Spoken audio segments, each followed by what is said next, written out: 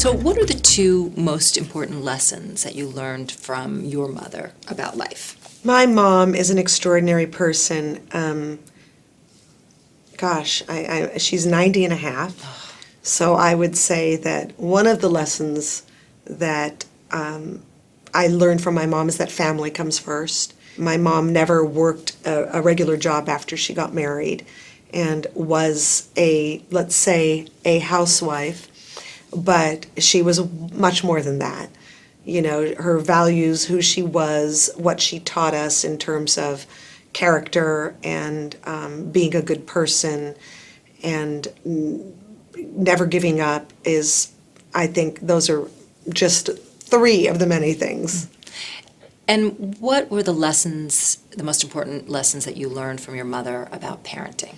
My mom said a really great thing when I was younger, before I had kids, that I didn't understand at the time, but I totally understood it after I had children.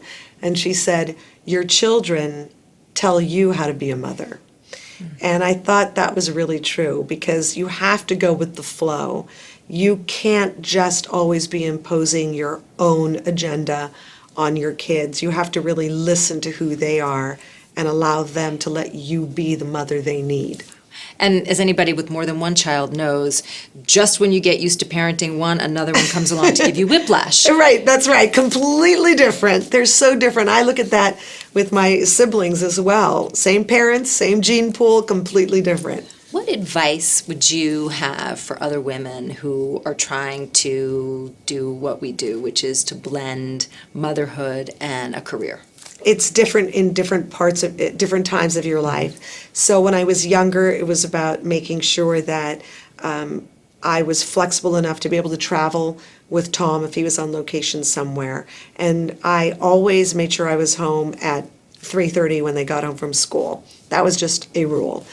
And then as they got older, it was just letting them know that we were always there, that they had very present and very committed parents. I think kids always know if their parents are really there for them or not. I mean, my mom was there, completely there for us, and I think that gives kids a lot of security as they're growing up. And then now that I'm an empty nester, it's completely different.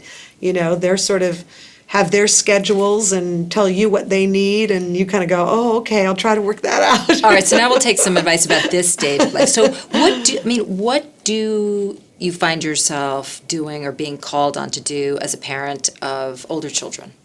Or grown kids, Well, really? as you know, it doesn't really ever end. Your parenting never really ends. And for my older kids, even though they're still they're independent, they still need you. They need your guidance, they need your advice, they need your suggestions. And when they come to you, it's almost more meaningful because they're really coming to you with open ears, as opposed to, you know, when they're teenagers and they're like, I can't hear you. Na na na na na na.